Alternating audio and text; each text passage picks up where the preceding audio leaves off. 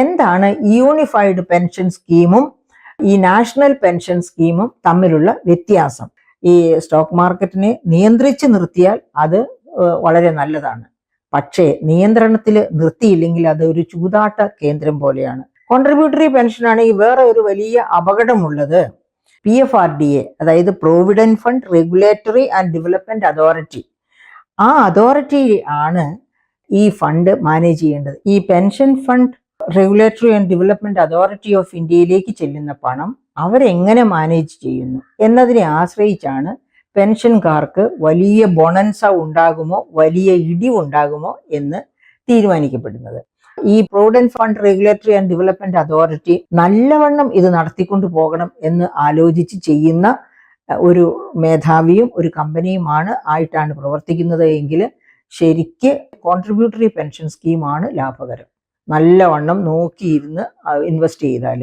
Contributory pension സ്കീമിന്റെ പ്രത്യേകത എന്താണ്? ഇതിനകത്ത് കോൺട്രിബ്യൂട്ടറി നാഷണൽ പെൻഷൻ സ്കീമിൽ അഥവാ കോൺട്രിബ്യൂട്ടറി പെൻഷൻ സ്കീമിൽ സംസ്ഥാന ഗവൺമെന്റ് ആകട്ടെ കേന്ദ്ര ഗവൺമെന്റ് ആകട്ടെ അവരുടെ വക ഒരു കോൺട്രിബ്യൂഷൻ നടത്തുന്നു. കേരള സംസ്ഥാനത്താണെങ്കിൽ അത് 10% നാരായണ കമ്മിറ്റി അത് 14% വർദ്ധിപ്പിക്കണം എന്ന് എഴുതിയിട്ടുണ്ട്.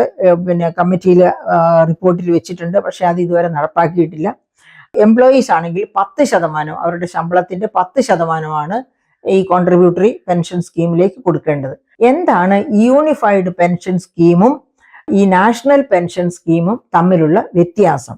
നാഷണൽ പെൻഷൻ സ്കീം എന്ന് പറയുന്നത് ഞാൻ തൊട്ടു മുൻപ് സൂചിപ്പിച്ചതുപോലെ തന്നെ അതിനകത്ത് ഈ എംപ്ലോയീസിന്റെ വക കോൺട്രിബ്യൂഷൻ 10%, 10%-ലോ ഏറെയോ അല്ലെങ്കിൽ 10%-മോ ഗവൺമെന്റിന്റെ കോൺട്രിബ്യൂഷൻ അങ്ങനെയാണ് നടത്തുന്നത്.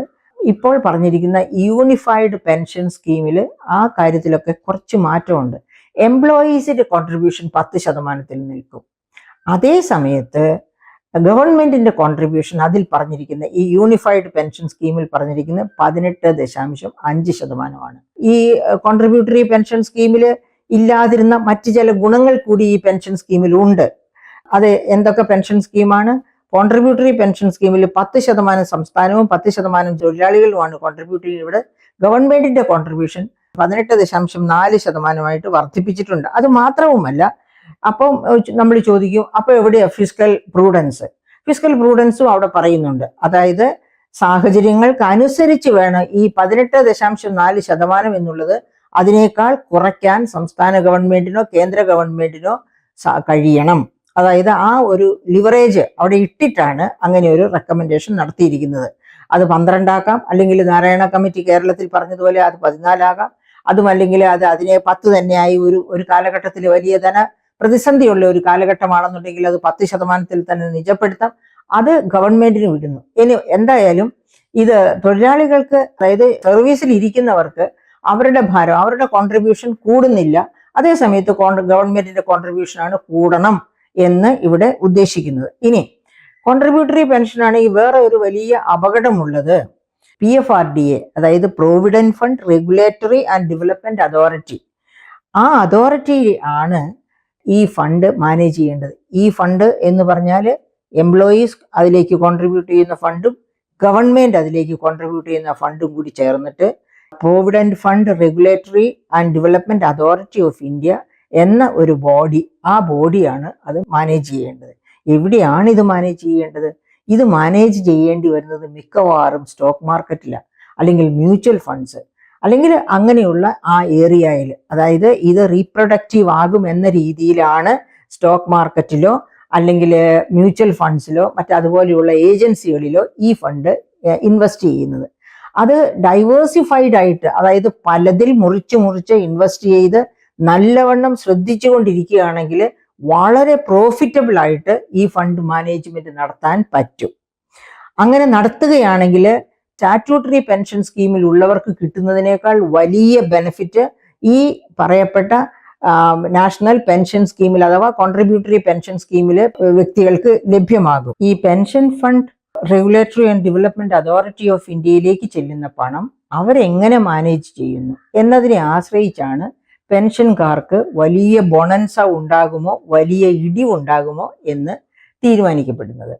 ഈ provident fund regulatory and development authority നല്ലവണ്ണം ഇത് നടത്തിക്കൊണ്ടു പോകണം എന്ന് ആലോചിച്ച് ചെയ്യുന്ന ഒരു മേധാവിയും ഒരു കമ്പനിയുമാണ് ആയിട്ടാണ് പ്രവർത്തിക്കുന്നത് എങ്കിൽ ശരിക്ക് കോൺട്രിബ്യൂട്ടറി പെൻഷൻ സ്കീമാണ് ലാഭകരം. നല്ലവണ്ണം നോക്കിയിരുന്ന് ഇൻവെസ്റ്റ് ചെയ്താൽ ബുള്ളിഷും ബെയറിഷും ആകുന്നതിലേക്ക് സ്വന്തം കൈ കടത്താതെ അതിൻ്റെ വരവനുസരിച്ച് അതിൻ്റെ ഗതിവിഗതികൾക്കനുസരിച്ച് ഞാൻ ഒന്നിലുള്ള ഇൻവെസ്റ്റ്മെന്റ് വേറൊന്നിലേക്ക് മാറ്റി അങ്ങനെ നന്നായിട്ട് നോക്കിക്കൊണ്ടിരിക്കുകയാണെന്നുണ്ടെങ്കിൽ നല്ല ഒരു ഷെയർ ബ്രോക്കറുടെ റോള് ഈ PRDF ചെയ്യുകയാണെങ്കിൽ കോൺട്രിബ്യൂട്ടറി പെൻഷൻകാർക്കായിരിക്കും വളരെ വലിയ ലാഭം ഉണ്ടാവുക. പക്ഷെ അങ്ങനെ പലരും ചെയ്യണമെന്നില്ല. നമുക്കറിയാം ഇന്ത്യയിലെ സ്റ്റോക്ക് മാർക്കറ്റിലൊക്കെ നടക്കുന്ന, ഇന്ത്യയിൽ മാത്രമല്ല ലോകത്തെവിടെയും. അതുകൊണ്ടാണല്ലോ ജോൺ മേനാർഡ് കെയ്ൻസ് പറഞ്ഞത് ഈ സ്റ്റോക്ക് മാർക്കറ്റിനെ നിയന്ത്രിച്ച് നിർത്തിയാൽ അത് വളരെ നല്ലതാണ്. പക്ഷേ നിയന്ത്രണത്തിൽ നിർത്തിയില്ലെങ്കിൽ അത് ഒരു ചൂതാട്ട കേന്ദ്രം പോലെയാണ്. ആ ചൂതാട്ടത്തിന്റെ ചുഴിയിൽ മുങ്ങി സമ്പദ്ഘടന തന്നെ ഇല്ലാതെയാകും എന്നാണ് ജോൺ മേനാർഡ് കെയ്ൻസ് തൻ്റെ വളരെ പ്രശസ്തമായ ജനറൽ തിയറിയിൽ പറഞ്ഞിരിക്കുന്നത്. അപ്പൊ അങ്ങനെയൊന്നും സംഭവിക്കില്ല എന്ന് ഉറപ്പുവരുത്താം ഈ കാര്യത്തിൽ അങ്ങനെ തീർത്തുറപ്പ് വരുത്താൻ പറ്റില്ല. ആ ഒരു സംശയത്തിന്റെ നിഴൽ അവിടെ കിടപ്പുണ്ട്. കാരണം ദാറ്റ് ഡിപ്പെൻഡ്സ് ഓൺ എങ്ങനെയാണ് PRDF ഇത് കൈകാര്യം ചെയ്യുന്നത് എന്നതിനെ ആശ്രയിച്ചിരിക്കും.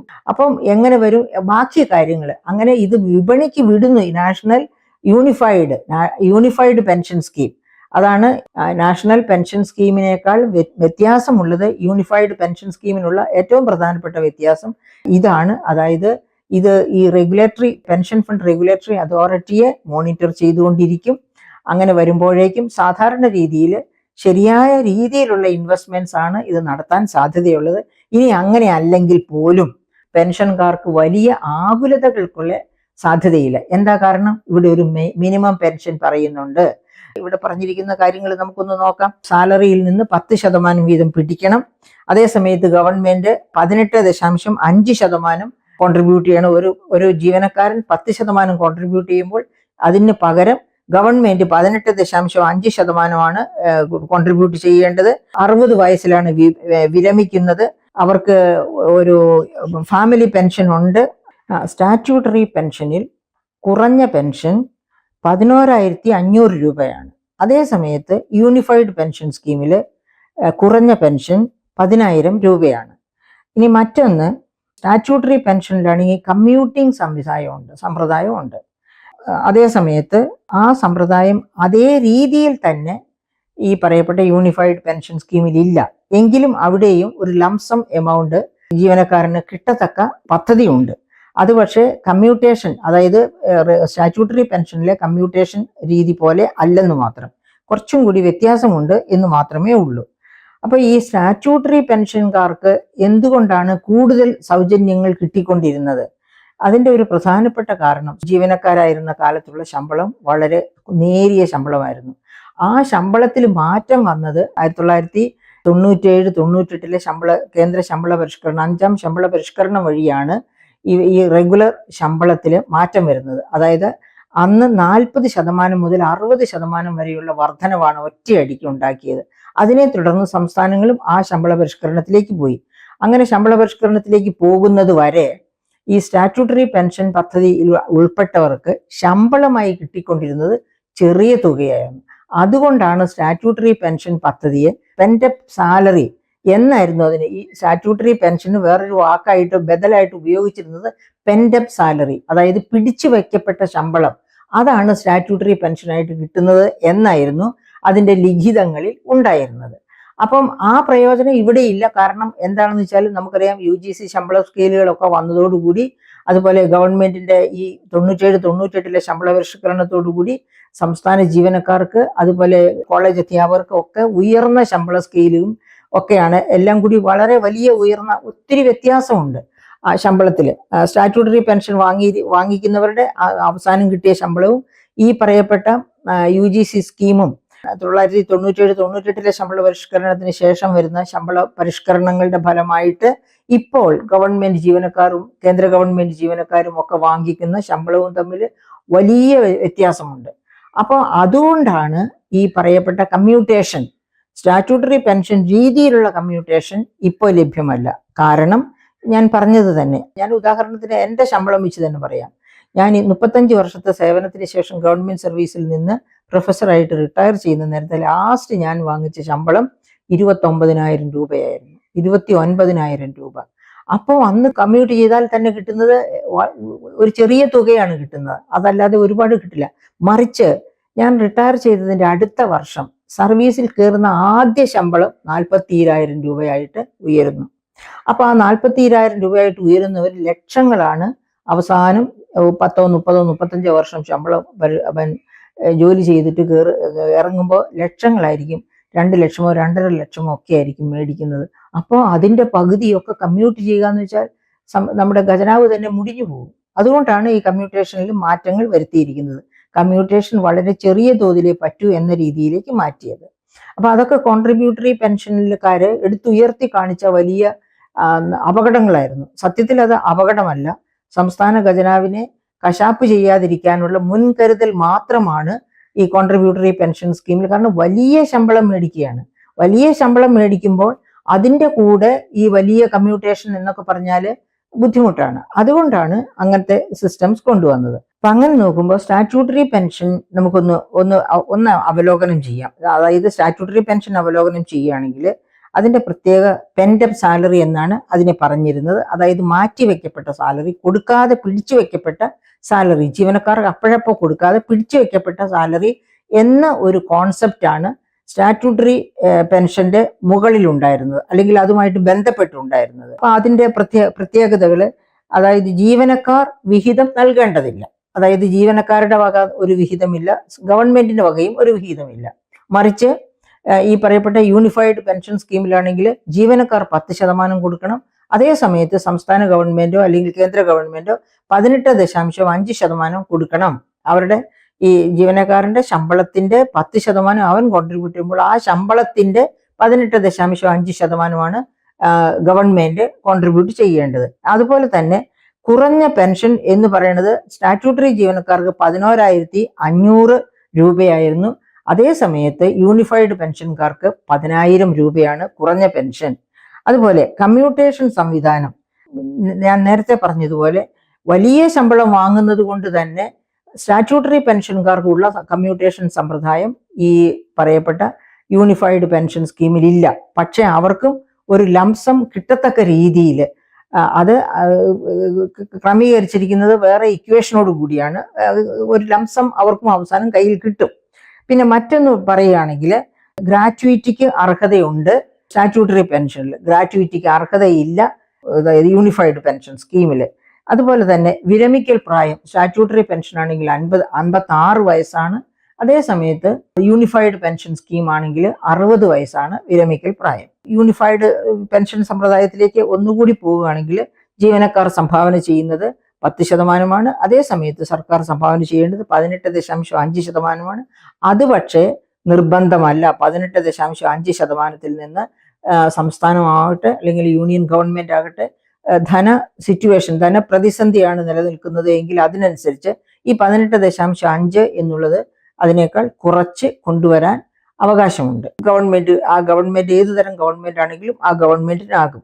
പിന്നെ അതുപോലെ കുടുംബ പെൻഷൻ, സ്റ്റാറ്റ്യൂട്ടറി പെൻഷനിൽ 50%മാണ് കുടുംബ പെൻഷനായിട്ട് കൊടുക്കുന്നത്. അതേ സമയത്ത് ഇവിടെ, അതായത് ഈ യൂണിഫൈഡ് പെൻഷൻ സ്കീമിൽ 60%മാണ് കുടുംബ പെൻഷനായിട്ട് നൽകുന്നത്.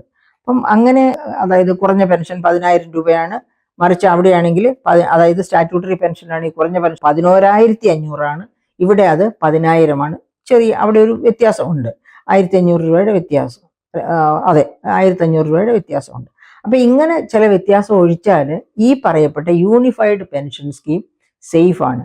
ഇതിലെ സേഫ് അല്ലാത്ത ഒരേ ഒരു കാര്യം, ഈ fund provident fund regulatory and development authority of ഇന്ത്യക്ക് സ്റ്റോക്ക് മാർക്കറ്റിലോ മ്യൂച്വൽ ഫണ്ടിലോ ഒക്കെയാണ് ഇൻവെസ്റ്റ് ചെയ്യേണ്ടത്. അവിടെയുള്ള മാനേജ്മെന്റ് നന്നായി പോവുകയാണെങ്കിൽ സ്റ്റാറ്റ്യൂട്ടറി പെൻഷൻ സ്കീമിനേക്കാൾ ഒരുപാട് നല്ലതാണ് ഈ പറയപ്പെട്ട യൂണിഫൈഡ് പെൻഷൻ സ്കീം. പക്ഷേ ഷെൽ കമ്പനികൾ വഴിയായിട്ടൊക്കെ കളി നടത്താം എന്ന് വെച്ചാൽ അത് ജീവനക്കാരെയാണ് ബാധിക്കുക. അപ്പം എപ്പോഴും ഒരു കണ്ണ് ഈ provident fund regulatory and development authority of ഇന്ത്യയുടെ ഫണ്ട് മാനേജ്മെന്റ് എങ്ങനെയാണ് എന്നതിനെ പറ്റി എല്ലായ്പ്പോഴും വളരെ കൃത്യതയോടെ നോട്ടം ഉണ്ട് എങ്കിൽ മോണിറ്റർ ചെയ്യാൻ പറ്റുകയാണെങ്കിൽ നല്ലവണ്ണം അത് മോണിറ്റർ ചെയ്ത് അത് നല്ലവണ്ണം നടത്തിക്കൊണ്ടു പോകാം. അങ്ങനെയാണെങ്കിൽ വളരെ യൂണിഫൈഡ് പെൻഷൻ സ്കീം തന്നെയാണ് സ്റ്റാറ്റ്യൂട്ടറി പെൻഷൻ സ്കീമിനേക്കാളും നല്ലത്. അപ്പം എനിക്ക് തോന്നുന്നു അത്തരം ഒരു സ്കീം നന്നായി ചെയ്യുകയാണെങ്കിൽ എംപ്ലോയീസിന് ഗുണകരമായിരിക്കും. അതുകൊണ്ട് തന്നെ അവരുടെ ഭാഗത്തു നിന്ന് എതിർപ്പുണ്ടാകാനും സാധ്യതയില്ല. അത് മാത്രവുമല്ല, സ്റ്റാറ്റ്യൂട്ടറി പെൻഷൻ സ്കീമിലെ എല്ലാ പ്രയോജനങ്ങളും ഇവിടെ ഉണ്ട്. ചില ചെറിയ വ്യത്യാസം മാത്രം. പക്ഷെ ആ ചെറിയ വ്യത്യാസം നമ്മൾ എടുത്തു കാണിക്കുമ്പോൾ ഓർക്കണം, അവിടെ റിട്ടയർമെന്റ് പ്രായം 56 വയസ്സാണ് സ്റ്റാറ്റ്യൂട്ടറി പെൻഷനിൽ, ഇവിടെ റിട്ടയർമെന്റ് പ്രായം 60 വയസ്സാണ്. അപ്പൊ എന്ത് വ്യത്യാസമുണ്ട് എന്ന് പറഞ്ഞാലും ആ വ്യത്യാസത്തെ ഓവർകം ചെയ്യത്തക്ക, അതിജീവിക്കത്തക്ക രീതിയിലുള്ള പ്രയോജനങ്ങളാണ് ഈ പറയപ്പെട്ട യൂണിഫൈഡ് പെൻഷൻ സിസ്റ്റത്തിൽ കൊണ്ടുവന്നിരിക്കുന്നത്. അപ്പം മിസ്റ്റർ സോമനാഥൻ ചെയ്തത് വലിയ ഒരു കാര്യമാണ്. അതായത് സംസ്ഥാനത്തിന്റെയോ കേന്ദ്രത്തിന്റെയോ ധനപ്രതിസന്ധിയോ ഇപ്പോഴത്തെ fiscal situation, India government fiscal situation അത്ര തൃപ്തികരമല്ല, അത്ര പോലും തൃപ്തികരമല്ല പല സംസ്ഥാനങ്ങളുടെയും. അതേ സമയത്ത് വളരെ തൃപ്തികരമായി പോകുന്ന തെക്കേ ഇന്ത്യൻ സംസ്ഥാനങ്ങളിൽ, കേരളം ഒഴിച്ചുള്ള സംസ്ഥാനങ്ങളുടെ ഫിസ്ക്കൽ സെനാറിയോ, അതായത് ധന പ്രതിസന്ധി ഒന്നുമില്ല, നല്ല തെളിഞ്ഞ സിറ്റുവേഷനാണ് മറ്റ് എല്ലാ തെക്കേ ഇന്ത്യൻ സംസ്ഥാനങ്ങൾക്കും, കേരളം ഒഴികെ. അതേസമയത്ത് വെസ്റ്റ് ബംഗാൾ ഇപ്പോഴും പ്രശ്നത്തിലാണ്. അതുപോലെ വേറെയും ചില നോർത്ത് ഇന്ത്യൻ സംസ്ഥാനങ്ങൾ പ്രശ്നമുള്ളതുകൊണ്ട് ഓൾ ഇന്ത്യ തലത്തിൽ നോക്കുകയാണെങ്കിൽ ഗവൺമെന്റ് ഓഫ് ഇന്ത്യ വലിയ തോതിൽ, അതായത് ഇപ്പോൾ തന്നെ 4.9% ആണ് ധനക്കമ്മി. അത് 3%-ത്തിലാണ് FRBM ആക്ട് നിലനിർത്തിയിരിക്കുന്നത്. അപ്പൊ അങ്ങനെയൊക്കെയുള്ള അവസ്ഥയിൽ ഗവൺമെന്റുകൾ എങ്ങനെ തീരുമാനിക്കുന്നു, എങ്ങനെ ഈ provident fund regulatory and development അതോറിറ്റിയെ മോണിറ്റർ ചെയ്യുന്നു എന്നുള്ളതിനെ ആശ്രയിച്ചിരിക്കും ഇതിന്റെ ഗുണദോഷങ്ങൾ. പൊതുവെ പറഞ്ഞാൽ കോൺട്രിബ്യൂട്ടറി പെൻഷൻ സ്കീമിനേക്കാൾ വളരെ നല്ല സ്കീമാണ്. അതിന്റെ അപാകതകളൊക്കെ തുടച്ചു നീക്കിക്കൊണ്ട് സാധാരണക്കാർക്ക്, അതായത് ഒരു ജീവനക്കാരന്, കേന്ദ്ര ഗവൺമെന്റ് ജീവനക്കാരനാണെങ്കിലും സംസ്ഥാന ഗവൺമെന്റ് ജീവനക്കാരനാണെങ്കിലും ഇന്ത്യയിൽ എവിടെയുമുള്ള ഒരു ജീവനക്കാരന് ആശ്വാസം പകരുന്ന ഒരു മാറ്റമാണ് കോൺട്രിബ്യൂട്ടറി പെൻഷനിൽ ഉണ്ടായിരുന്ന സന്നിഗ്ധാവസ്ഥ. അതിനകത്ത് ഒരുപാട് അൺസർട്ടനിറ്റീസ് ഉണ്ടായിരുന്നു. ആ അൺസർട്ടനിറ്റീസിനൊക്കെ ഒരു വലിയ പരിധി വരെ മാറ്റം കൊണ്ടുവന്നിട്ടുണ്ട്. അതായത് കൃത്യതയോടുകൂടി ഇത്ര ഇൻകം കിട്ടും എന്ന് ഉറപ്പ് നൽകുന്ന ഒരു സ്കീമാണ് ഈ പറയപ്പെട്ട യൂണിഫൈഡ് പെൻഷൻ സ്കീം. അതുകൊണ്ട് തന്നെ ഇത് തൊഴിലാളികളെ, അതായത് ജീവനക്കാരെ, കേന്ദ്രത്തിലോ സംസ്ഥാനത്തിലോ ആകട്ടെ ജീവനക്കാരെ സംതൃപ്തരാക്കും. അവരിത് രണ്ട് കൈയും നീട്ടി സ്വീകരിക്കും എന്ന് തന്നെയാണ് എനിക്ക് തോന്നുന്നത്.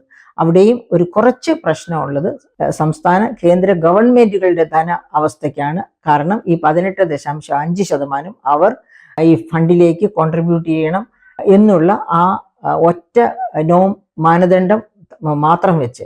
പക്ഷെ ആ മാനദണ്ഡത്തിൽ ഗവൺമെന്റുകൾക്ക് സ്വന്തം സ്ഥിതി അനുസരിച്ച് മാറ്റം വരുത്താം എന്നുള്ള ഒരു മാനദണ്ഡം സോമനാഥൻ കൊണ്ടുവന്നിട്ടുണ്ട്. അതുകൊണ്ട് അതും നമുക്ക് ദോഷം ചെയ്യില്ല എന്ന് തന്നെ, സമ്പദ്ഘടനയെ ഒരു തരത്തിലും ദോഷം ചെയ്യില്ല എന്ന് തന്നെ വിചാരിക്കാം. അപ്പോൾ ജീവനക്കാരുണ്ടായിരിക്കുന്നത്, ജീവനക്കാർക്കും, അതായത് ഈ ഗവൺമെന്റിന്റെ നടത്തിപ്പിനും, ഏത് ഗവൺമെന്റ് ആണെങ്കിലും ആ ഗവൺമെന്റിന്റെ നടത്തിപ്പിന് സംസ്ഥാന തലത്തിൽ ജീവനക്കാരുണ്ടാകണം, അതുപോലെ കേന്ദ്രത്തിലും ജീവനക്കാരുണ്ടാകണം. അപ്പൊ ജീവനക്കാരുടെ കാര്യക്ഷമത, ജീവനക്കാരുടെ അർപ്പണബുദ്ധി, ഇതൊക്കെ തന്നെയാണ് ഗവൺമെന്റുകളുടെ കാര്യക്ഷമതയും ഗവൺമെന്റുകളുടെ അർപ്പണബുദ്ധിയും ഒക്കെയായി വരുന്നത്. ഗവൺമെന്റ് തെറ്റായ നയങ്ങൾ എടുക്കുന്നെങ്കിൽ, നയ തീരുമാനങ്ങൾ എടുക്കുന്നതിൽ ഈ പറയപ്പെട്ട ജീവനക്കാരുടെ കഴിവുകേടും കൂടി കാരണമാണ്. അപ്പം അങ്ങനെ വരാതെ നല്ല ഒരു ഗവൺമെന്റ്, നല്ല ഒരു പറ്റം ജീവനക്കാർ കേന്ദ്രത്തിലാണെങ്കിലും സംസ്ഥാനത്തിലാണെങ്കിലും അതായിരിക്കണം ഡെമോക്രസിയുടെ മുന്നോട്ടുള്ള പോക്കിന് ആവശ്യം. അങ്ങനെ ജീവനക്കാരെയും ഗവൺമെന്റിനെയും സമർത്ഥരാക്കി കാര്യക്ഷമതയുള്ളവരാക്കി നിലനിർത്തണമെങ്കിൽ അത്ര തന്നെ കാര്യക്ഷമതയുള്ള പൗരന്മാരുടെ ഒരു നിര ഉണ്ടായിരിക്കണം. അവർ കാര്യങ്ങളെ നിജസ്ഥിതിക്ക് മനസ്സിലാക്കുകയും പഠിക്കുകയും വിശകലനം ചെയ്യുകയും ചെയ്യണം. അതിനനുസരിച്ച് ഗവൺമെന്റുകളെ തീരുമാനിക്കാനും ഗവൺമെന്റുകളെ നിയന്ത്രിക്കാനും അവരുടെ കരങ്ങൾ ഉയർന്നു വരികയും ചെയ്യണം. അപ്പോൾ പെൻഷനോ ശമ്പളമോ ഒന്നും ഗവൺമെന്റുകളെ ധനപ്രതിസന്ധിയിലേക്ക് കൊണ്ടുപോവുകയില്ല. ഗവൺമെന്റുകൾ തെരഞ്ഞെടുക്കപ്പെട്ടവരും അതിനനുസരിച്ച് ശക്തരായിരിക്കണം.